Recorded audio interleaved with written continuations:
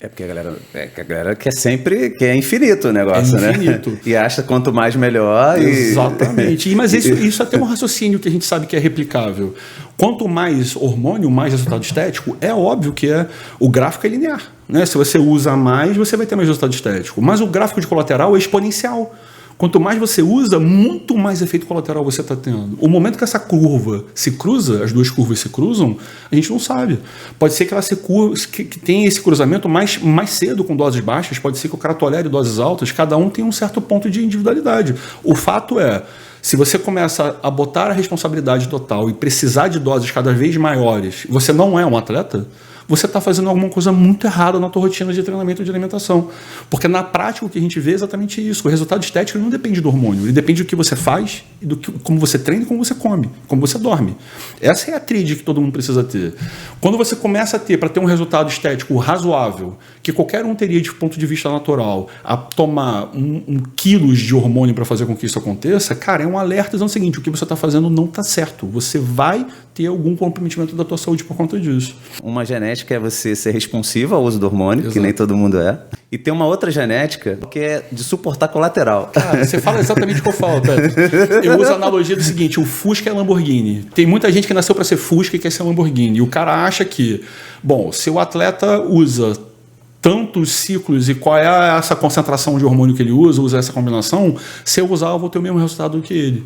A analogia é exatamente essa. Se eu botar um combustível de avião num Fusca careca, depenado, com motor 1.0, na primeira curva que ele tem rodando em Interlagos, o Fusca vai porrar, vai pegar fogo, vai explodir. Agora, se eu boto um combustível de avião numa Lamborghini, ela vai rodar bonitão, ela vai rodar voando, vai ter mais velocidade, vai ter melhor desempenho. É o mesmo raciocínio. A genética é um fator determinante porque muitas pessoas idealizam e elas acabam romantizando o uso do esteroide, dizendo o seguinte, não, se eu usar eu vou ficar igual a ele. Não vai. Quem nasceu para ser Fusca vai ser Fusca o resto da vida. O que você pode fazer é deixar um Fusca bonitão. E o Fusca ficar arrumado. Fusca tonado. Tonado. É o que eu falo. Eu boto na minha aula, inclusive, esse gráfico. Eu boto o gráfico exatamente. Eu boto um Fusca virando um Fusca tonado e um Fusca careca depenado explodindo. Exatamente isso. Mas não vira Lamborghini. Nunca vai virar Lamborghini. E o colateral também. A gente sabe que o colateral é uma predisposição genética. E eu uso muito uma analogia de caneca. Eu posso ter uma caneca que caibam aqui 500 ml. E você pode ter uma caneca que caibam 50 ml. Se eu der 60 ml para mim, 60 ml para você, para mim sobra. Tá de boa, não vai acontecer nada, para você transbordou. Então, a individualidade terapêutica é exatamente isso. Uma dose, mesmo terapêutica, ela pode dar colateral. E a gente sabe que isso acontece. São colaterais de virilização, principalmente em mulheres, colaterais em alguns homens também acontecem, mas algumas pessoas toleram uma tonelada de esteroide e não acontece nada. Isso é um efeito também com efeito dose dependente, mas é um efeito relacionado ao ponto de vista genético. As duas analogias que você usou são analogias que eu uso em aula, inclusive. Não, eu tenho um amigo fisiculturista, assim, alguns amigos fisiculturistas, que é assustador assim, exame de sangue dos caras. Os caras tomam dose assim há 20 anos. Bizarro, né? É bizarro, e não tem nada. Não tem nada. Exatamente. Não tem nada no exame. Isso que eu ia te falar também.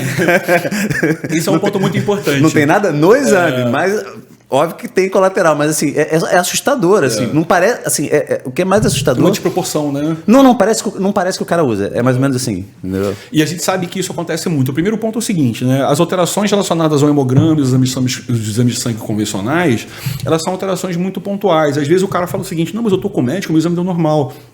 Isso não significa nada. O exame médico convencional, o exame de sangue convencional, ele não mede, por exemplo, a infertilidade que o cara pode ter.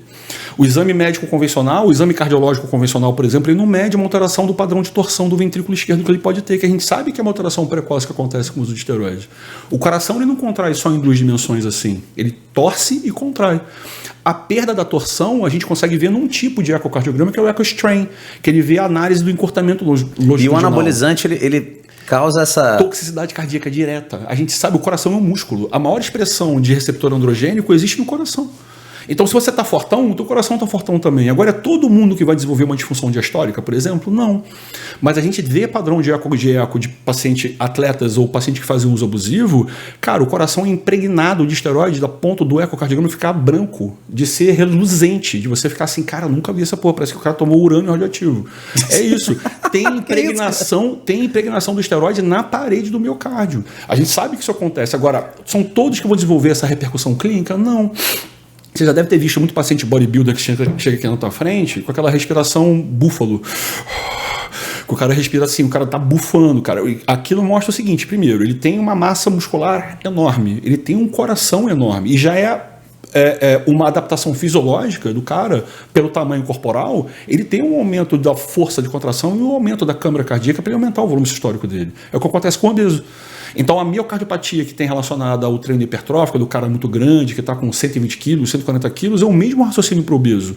Ele precisa aumentar a força de contração para bombear o sangue para aquela estrutura de massa muscular gigante que ele tem. Mas o esteroide tem um efeito direto. E o que a gente vê acontecendo é exatamente isso. Qual é a repercussão clínica para que isso aconteça? A gente ainda não sabe. A gente sabe o seguinte, a gente precisa avaliar esses pacientes de uma forma diferente.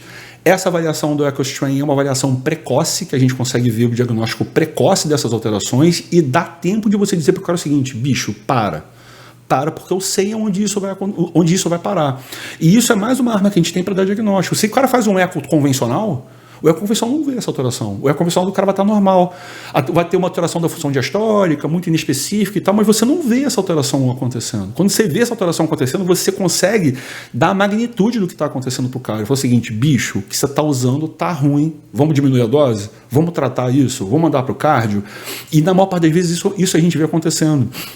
Eu tenho paciente que às vezes a gente usa, eu já vi paciente usando 15 gramas de esteroide acumulado. 15 gramas. O cara não, calma aí. Não. Gramas de esteroide acumulado dia. O cara usava o total de semana. 15 gramas de esteroide acumulado por semana. O cara usava testosterona, sei lá. Não, e fazia um... stacking, somatório. 6 drogas diferentes. O cara usava absurdo de droga. Esse cara chega para você com uma queixa clínica. Que a queixa clínica do cara é diminuição da treinabilidade.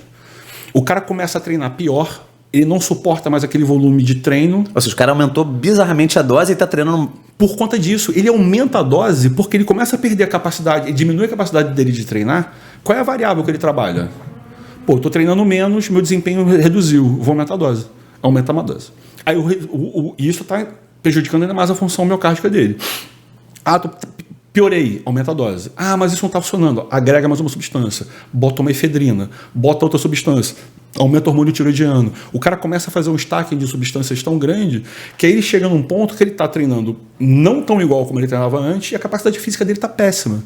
Quando você faz o EchoStrain desse cara e você vê a catástrofe e você reduz a dose do esteroide, trata a insuficiência cardíaca dele com o cardiologista, o cara melhora a treinabilidade, ele recupera aquela capacidade física dele usando 2 gramas de hormônio por semana. Que já é uma dose alta pra cacete. Mas eu reduzi em 7,5 a dose que o cara tomava. Então você consegue trazer benefício pro cara dizendo o seguinte, bicho, continua alto. Tá uma bosta, né? Continua alto, mas eu trouxe o cara, bicho, eu reduzi 7,5 vezes o que ele estava fazendo. Eu já reduzi dano do cara. E isso já é um benefício imenso. Porque assim, a gente tá falando também do cara que toma... num cara super atleta. Um cara mega atleta, exatamente. Não tá falando do brasileiro médio. Não, o brasileiro médio nem devia pensar em usar. É o que eu falo pro cara. O brasileiro médio é aquele cara. Até esse ponto do bodybuilder, né, do atleta é legal, porque ele gera uma meta, né, de físico, de fitness, de lifestyle, que eu acho legal.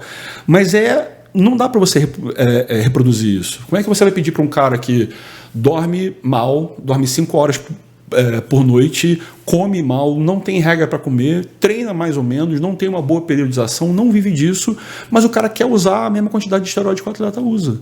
Bicho, a matemática não bate. Você não tem como, aquilo que eu te falei, o combustível de avião no Fusca, não vai funcionar. Então o cara não pode ter uma vida de atleta para fazer com que isso aconteça. Então o brasileiro médio, ele nem devia pensar em fazer isso. O brasileiro médio devia pensar assim, deixa eu melhorar minha alimentação, o meu treino, que aí eu vou conseguir ter um bom resultado, porque eu ainda estou longe de fazer o que eu consigo fazer no meu limite natural, ou próximo do natural. E se o cara faz o básico bem feito, vai dar certo. Só que, erradamente, a maior parte das pessoas ela pensa no esteroide como um atalho para não deixar de fazer o que ela gosta de fazer. Então ele quer usar o esteroide, mas ele quer continuar bebendo no final de semana, fumando pendrive, ele quer continuar fazendo as coisas e ele acha que o esteroide é inócuo.